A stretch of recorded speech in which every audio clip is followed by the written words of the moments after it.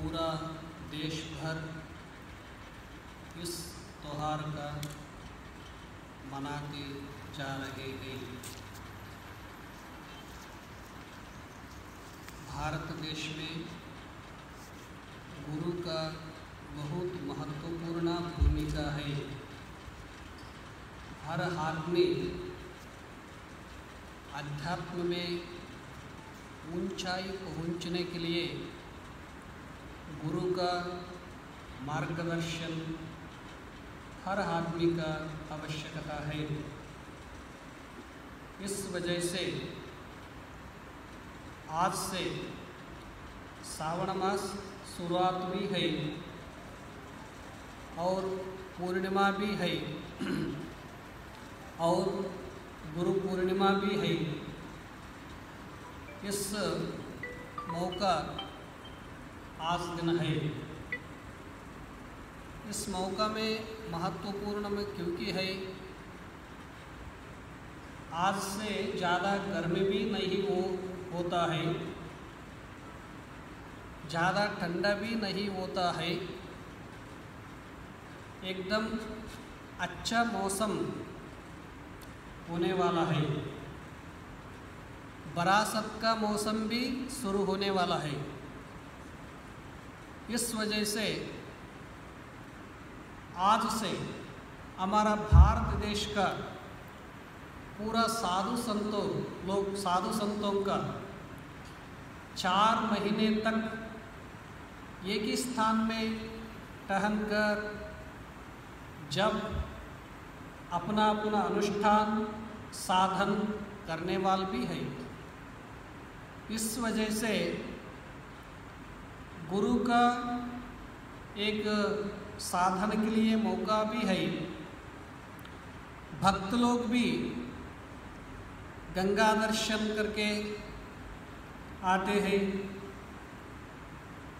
साधु संतों को महात्माओं को प्रवचन भी सुनता है, गाय का सेवा भी करते हैं। प्रवचन सत्संग सुनने के लिए भी मौका है। इस वजह से गुरु पूर्णिमा एक महापर्व है। इसमें हर दिन पूरा त्यौहार होता है, हर दिन पूरा त्यौहार होता है। गुरु का क्योंकि इतना मानते हैं, हमारा भारत देश में एक कबीरदास संत थे। उन्होंने कहते हैं एक भक्तों का सामने भगवान गोविंद और गुरु दोनों खड़ा है।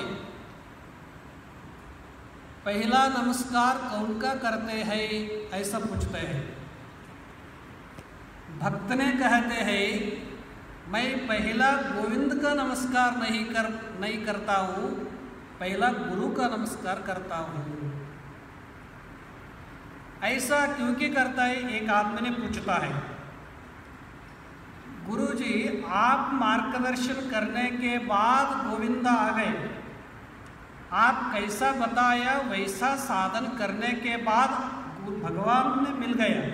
इसलिए भगवान से श्रेष्ठ एक स्थान गुरु का है। इसलिए हमारा भारत देश में आदि गुरु वेद व्यास है। उन्होंने भगवत गीता का और भागवत का रचयिता वेद व्यास जी है। उन्होंने 4 वेदन को अलग अलग विभाजन किया, ऋग्वेद, यजुर्वेद, सामवेद, अथर्ववेद।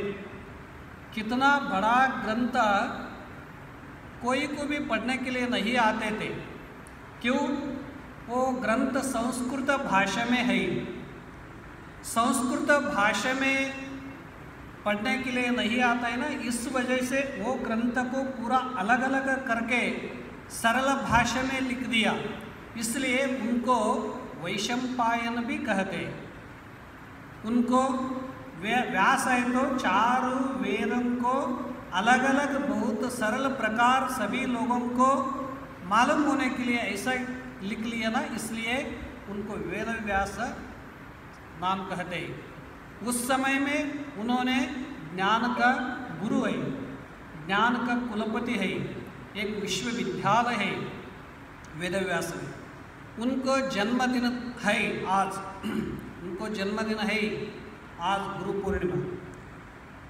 उस दिन से पूरा भारत देश भर अपना अपना गुरु को, अपना अपना गुरु चरणों को अपना अपना भक्ति भाव समर्पित करने के लिए एक गुरु पूर्णिम, यहाँ गुरु पूर्णिम हर साल हर प्रकार से करते आ रहे हैं। इसलिए अध्यात्म में कोई भी हो, गुरु का पास जाने से कैसा होता है, भगवत गीता में श्री कृष्ण परमात्मा भी कहते हैं, बहुत आसानी से बताते हैं, विद्या विनये संपन्ने ब्राह्मणे गविहस्तिने शुनिचैवे श्वपाके च पंडिताः समदर्शिनाः। ज्ञान का भंडार है, विनय मूर्ति है, समचित्त वाला है। सभी उनको पास कोई भी जाए वो उनको कौन है क्या है नहीं देखता है, उनको भक्ति का जिज्ञास देखता है। देने उनको पास जाने वालों को सभी को ज्ञान देते हैं, ज्ञान बांटते हैं। नदी कैसा कोई का नाम नहीं पूछता है, कोई भी हो डुबकी मारकर आने से सभी पाप नष्ट कैसा होता है। ज्ञान सागर में डूबने के बाद भी हमारा मस्तिष्क और हृदय शुद्ध हो जाता है, इसलिए ऐसा कहते हैं श्री कृष्ण परमात्मा ने। पतंजलि महर्षि ने कहते हैं, पूर्वेशामपि गुरु कालेनान अवच्छेद। काल में सब नाश होता है, ज्ञान कभी भी नाश नहीं हो पाता है। कोई का पास ज्ञान है उनको पूजनीय कहते हैं, कोई भी हो, ज्ञान है, आचरण है, नीति है, उनको पार संस्कृति है, उन्होंने कोई कुल में जन्म पैदा होने के बाद उनको मुनि कहते हैं, श्रेष्ठ कहते हैं। इसलिए ज्ञान तीनों काल में भी नाश नहीं होता है, ज्ञान शाश्वत है, अमर है, ज्ञान एक चेतना है, ऐसा कहते हैं। कैसे गंगोत्री से गंगा उदय होकर पूरा और 2700 किलोमीटर 714 किलोमीटर तक बैरते हैं। कैसे बढ़ते हैं, किधर किधर गंगा बैरते हैं उधर पूरा गांव का भी परिशुद्ध हो गया, दोनों तरफ से हरा भरा हो गया। सभी लोगों को, खेती वालों को हरा भरा देकर इतना लंबाई तक जाकर पूरा ये बेहाब और बंगाल सागर में वो लीन हो जाता है। ऐसा एक गुरु किधर किधर जाते हैं, किधर किधर रहते हैं, उनको को आसपास भक्त लोगों को हृदय में भी भक्ति का फैसला, भक्ति का फसल उपजाते हैं। इस वजह से गुरु का अत्यंत श्रेष्ठ पूजनीय है। हमारे आदि जगत गुरु कपिला नदी तट पर 1000 साल का पहले उन्होंने भी तप, योग, अनुष्ठान, समाज सेवा उस जमान में किया। उनको जिंदगी भर ऐसा करने के लिए योगी भी है, एक श्रेष्ठ तपस्वी भी है, उनको चेतना शक्ति हमारा पूरा परंपरा संस्था का भी है। ऐसा दूसरा एक महात्मा था, उनको नाम है मंत्र महर्षि।